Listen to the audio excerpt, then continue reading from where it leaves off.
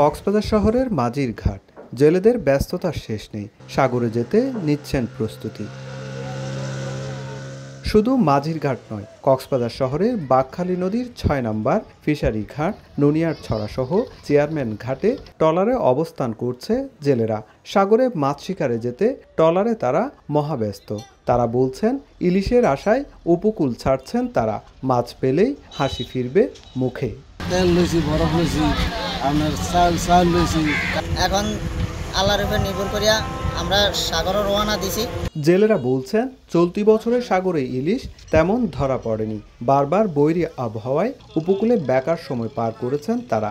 অনেক ব্যবসায়ী ঋণ পরিশোধের জন্য বিক্রি করে দিয়েছেন ট্রলার। আবহাওয়া খারাপ ছিল, তাও যেতে পারিনি। এই কদিন বন্ধ ছিল, এখন যাইতে আছি ইলিশ মাছের আশায়।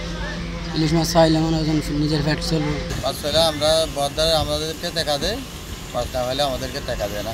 এখন সাগর অনেকটা শান্ত, তবে এই সময়ে বাড়ে জলদস্যুদের দৌরাত্ম্য। তাই সাগরে আইন শৃঙ্খলা বাহিনীর তৎপরতা বাড়ানোর দাবি ট্রলার মালিক ও মৎস্য ব্যবসায়ীদের। জেলেরা যাতে নিরাপত্তাভাবে নিরবিচ্ছিন্নভাবে তারা যাতে মাছ ধরতে পারে, সেই জন্য জলদস্যুতা থেকে মুক্ত রাখার জন্য, জলদস্যু থেকে দূরে থাকার জন্য আমরা কোস্টগার্ড এবং নৌবাহিনীর তৎপরতা বাড়ানোর জন্য সরকারের কাছে জোর দাবি জানাচ্ছি।